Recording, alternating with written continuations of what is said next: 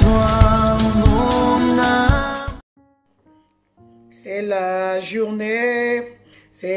journée que l'Éternel a faite, que l'Éternel a faite. Qu'elle soit pour moi, qu'elle soit pour toi, un sujet de joie, un sujet de joie. C'est la journée que l'Éternel a faite. Qu'elle soit pour nous un sujet de joie. C'est la journée que l'Éternel a faite. Soyez bénis au nom de Jésus-Christ de Nazareth. Je ne suis pas chantre. Voilà, je suis la sœur Solange pour ceux qui ne me connaissent pas. Et je reviens encore vers vous au travers d'une petite exhortation aujourd'hui. Mais avant de commencer l'exhortation proprement dite, j'aimerais vous partager un rêve que j'ai eu la nuit du 24 au 25 mai 2020. Je dormais, dans mon rêve, j'étais avec ma fille, la dernière, on marchait et je regardais au ciel. Quand je regardais, j'ai constaté qu'il y avait une tache au ciel, une petite tache rouge au ciel. Cela a attiré mon attention. J'ai voulu regarder exactement de quoi il s'agissait. Pendant que je regardais, je me suis rendu compte que la tache prenait de l'ampleur, c'est-à-dire grossissait. Et c'était le son qui remplissait le ciel. C'était le son qui remplissait jusqu'à... J'avais comme l'impression que ce son devait couler même jusque par terre. Et j'ai commencé à paniquer. Mais tout autour de moi, tout le monde paniquait. Les gens couraient de partout. Il faisait sombre. Les gens couraient. Et moi, dans mon cœur, je me suis dit, si c'est aujourd'hui que je dois mourir, je ne peux pas mourir sans mes enfants. Je vais mourir avec mes enfants. Et je demandais à mon garçon qui était à côté de moi aussi, Daniel, je lui ai demandé, où est ton frère? Il m'a dit, maman, je ne sais pas. Je commençais à paniquer. Mais il y avait une suite.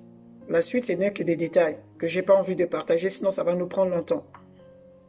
Quand je me suis réveillée, c'était tellement vrai ce rêve, je commençais à prier. Je disais, Seigneur, qu'est-ce qui se passe? Préserve-nous.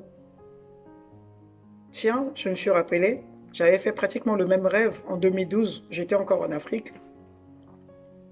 Dans le rêve que j'avais fait en Afrique, je dormais, c'était la journée.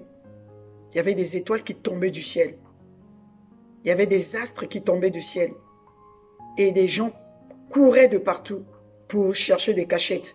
Moi aussi, je courais, j'étais paniqué. Dans ma panique, quelqu'un m'appelle depuis le ciel. Il me dit, Solange, pourquoi tu paniques comme tout le monde? Ces choses sont annoncées dans la parole de Dieu. Va lire dans Marc 13, le verset 25. Je me réveille. Je prends ma Bible en paniquant. Je regarde. Marc 13, 25. Je vous laisse lire à la maison. Et après, je suis parti à l'église pour partager le rêve à mon pasteur.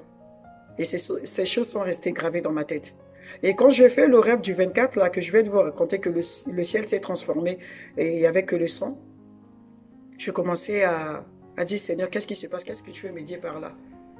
C'est comme dans ces derniers temps.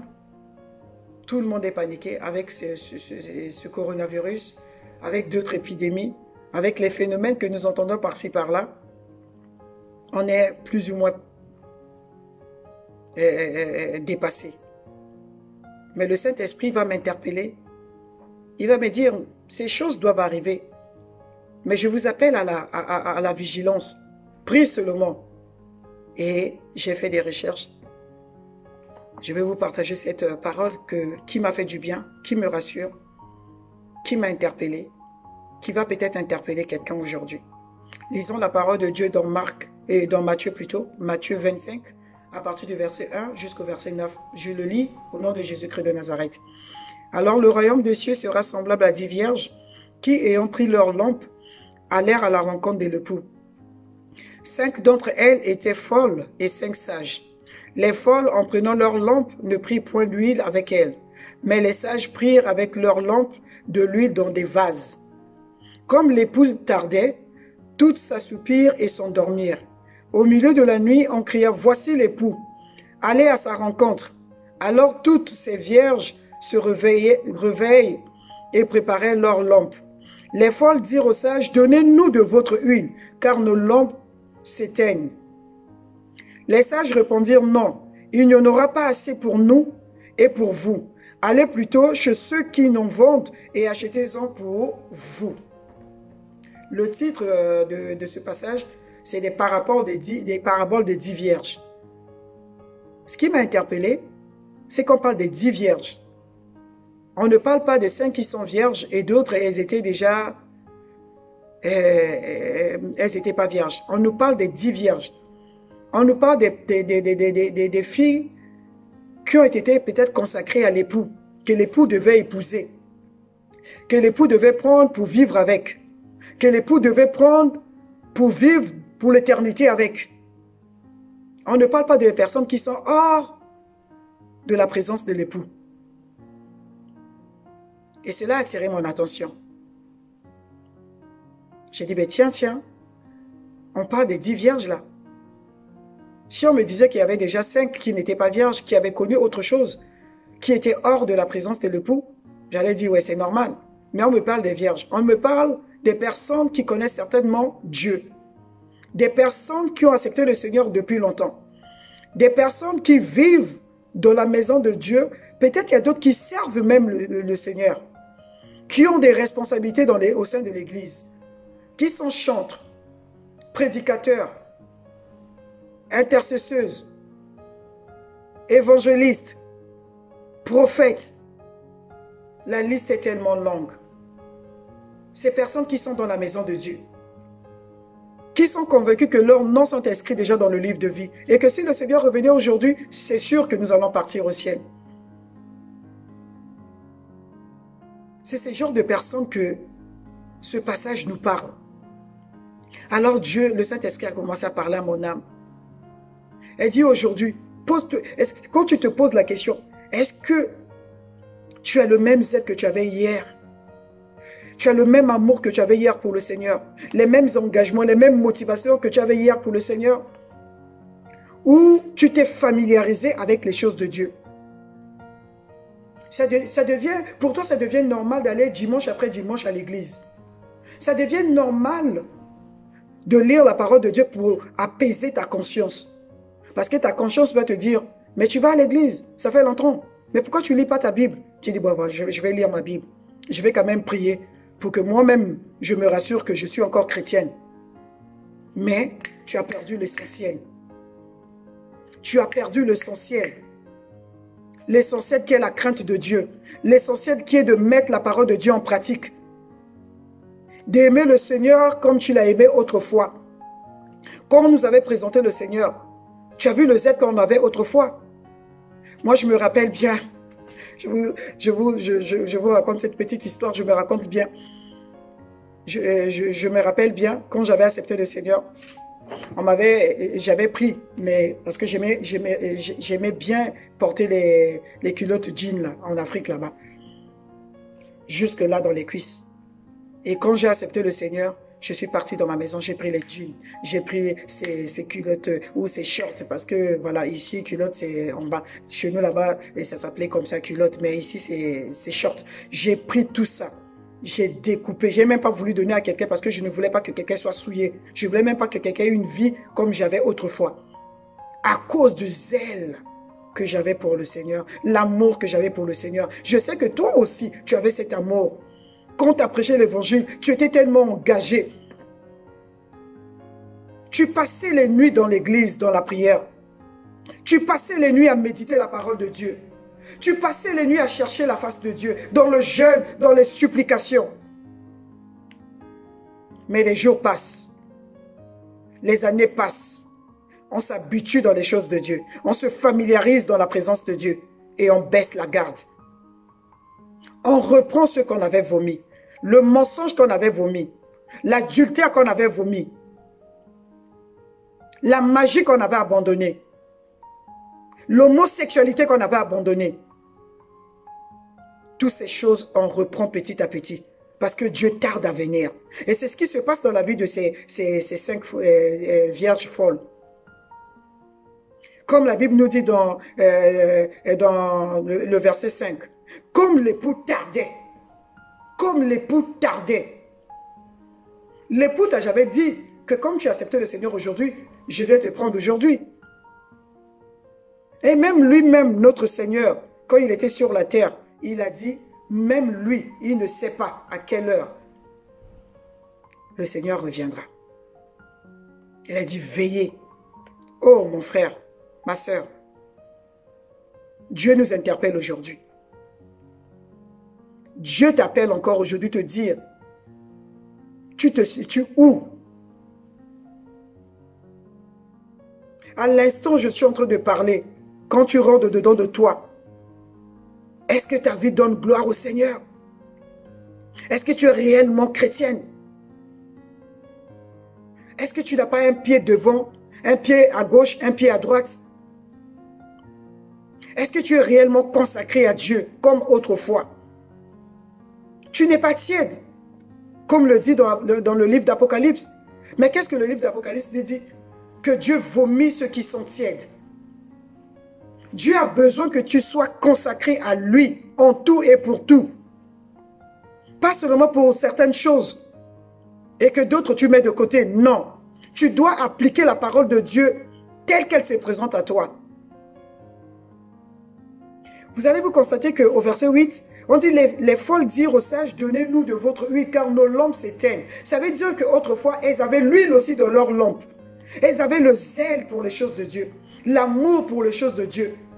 Mais comme l'époux tardait à venir, elles sont distraites maintenant, elles sont devenues distraites. Ah, je vais faire après. Le Saint-Esprit t'interpelle à abandonner quelque chose, je vais le faire après. Le Saint-Esprit pointe du doigt un comportement qui ne te glorifie, qui ne le glorifie pas. Tu dis, je vais faire ça après. Oh, mon frère, tu deviens le maître de ton souffle. Tu sais à quel moment le Seigneur va revenir. S'il te plaît, reprends-toi. Et regarde là où tu es tombé. Saisis-toi encore, ressaisis-toi plutôt. Et au verset 9, on dit, les sages répondirent, non, il n'y en aura pas assez pour nous et pour vous. Allez plutôt chez ceux qui en vendent. Mais je t'assure qu'il n'y aura même pas les gens qui vont vendre le jour-là. Le jour du Seigneur, il n'y aura plus personne pour dire à l'autre, connais le Seigneur. Ce jour glorieux, il n'y aura plus un pasteur dans l'assemblée pour te dire, connais le Seigneur. C'est maintenant qu'il faut connaître le Seigneur. C'est maintenant qu'il faut veiller. C'est maintenant qu'il faut marcher selon la parole de Dieu. Chercher Dieu avec crainte et tremblement. Quand nous rentrons dans la présence de Dieu, qu'on le cherche avec crainte et tremblement. Qu'on ne s'habitue pas aux choses de Dieu. Qu'on ne s'habitue pas à la présence de Dieu. Quand il y a tellement de familiarité, on baisse la garde. On pense que Dieu devient notre ami. Dieu, il est bon, mais il est aussi le feu devorant. N'oublie pas ça, mon frère. N'oublie pas, ma soeur. C'est maintenant qu'il faut se repositionner. Rentre dedans de toi-même.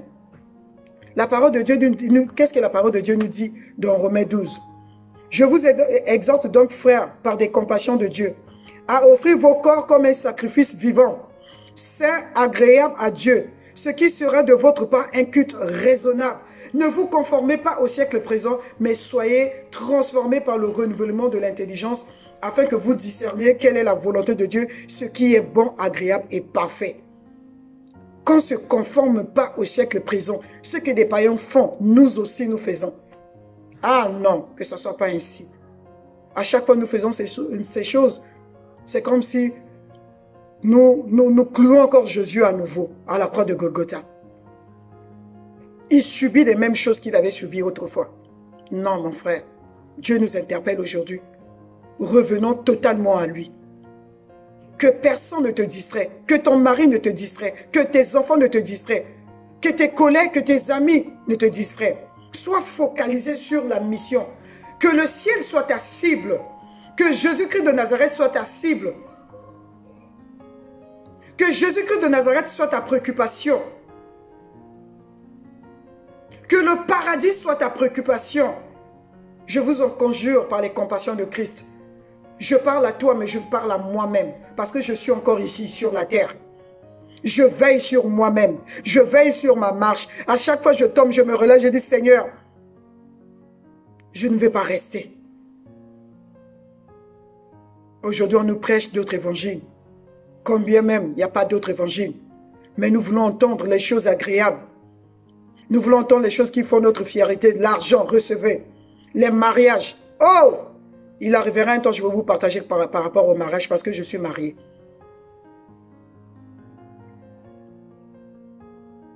Cherche le Seigneur. C'est ça qui importe. C'est ça qui est l'essentiel même. Veille. Prie. Sois vigilant. Parce que Jésus-Christ peut revenir aujourd'hui. Jésus-Christ peut revenir demain, cette nuit, à l'instant où je parle, ça peut venir. Mais est-ce que je suis prête? Est-ce que tu es prêt, mon frère? Je t'en supplie par des compassions de Christ. Qu'on veille sur nous-mêmes. J'aimerais parler aussi à toi, qui habite dans la même maison que ceux qui connaissent le Seigneur, qui n'a pas encore donné sa vie à Dieu. Tu habites avec les chrétiens dans la même maison. On te parle de Jésus. On te prêche l'évangile. Tu as déjà entendu parler de Jésus. Mais tu résistes. Tu penses que tu as tout le temps. Je suis encore jeune. J'ai encore tout le temps. Oh! Ceux qui sont morts là. Les enfants qui meurent. Ils ne pouvaient pas imaginer que moi, dans ma jeunesse, je vais partir. Ton souffle de vie appartient à Dieu. Repens-toi. Abandonne cette vie de péché. Dieu t'aime tel que tu es. Il aime le péché que tu pratiques. Mais il t'aime toi. Peu importe dans la bassesse à laquelle tu te trouves. Peu importe le péché que tu pratiques. Jésus-Christ t'aime. Jésus-Christ t'aime. Il ne te condamne pas. Il tarde à venir parce qu'il veut que toi tu reviennes à lui. Il n'a pas créé l'enfer pour toi, mon frère. Il n'a pas créé l'enfer pour toi, ma soeur. Il a créé l'enfer pour le diable et ses démons. Reviens à Jésus. Il n'est pas encore trop tard. Donne ta vie à Jésus. Laisse cette vie de superficialité, d'orgueil inutile. L'or et l'argent vont rester. Nous sommes ici comme des passagers. Nous sommes ici comme des voyageurs. Un jour, tu es appelé à quitter cette terre. Où sera ton âme? Tu seras où, mon frère? Tu seras où, ma soeur? Donne ta vie à Jésus. Jésus-Christ attend que ça. Il n'attend que ça. Il n'attend que ça.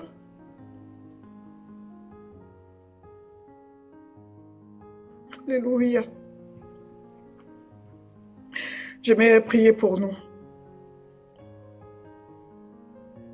J'aimerais prier pour toi. J'aimerais prier pour moi. Ferme tes yeux, nous allons prier ensemble. Seigneur Dieu de gloire, je reviens vers toi parce que tu es tout pour moi. Seigneur, si tu insistes encore et que tu nous interpelles à la vigilance, à veiller, tu sais pourquoi. Et je ne vais pas rester insensible, papa. Je reviens vers toi et je te demande pardon. Seigneur, pardonne-moi là où je suis tombé. Seigneur, pardonne-moi. Je prie afin que le sang de Jésus qui a coulé à Golgotha puisse couler sur moi encore. Et que ce sang me relève aujourd'hui. Viens, Saint-Esprit de Dieu, et fais ta demeure dans mon cœur. Je te le demande au nom de Jésus-Christ de Nazareth. Je donne ma vie à toi et à toi seul. Alléluia. Pour ceux qui ne connaissent pas encore le Seigneur, mais qui décident au travers de cette vidéo de donner leur vie à Jésus, je vous interpelle à faire des prières de repentance, à prendre un engagement dans votre cœur, à prendre des décisions qu'il faut dans votre cœur et à l'inviter dans votre cœur comme votre Seigneur et votre Sauveur personnel. Jésus vous aime. Moi aussi, je vous aime. Soyez bénis au nom de Jésus. Amen.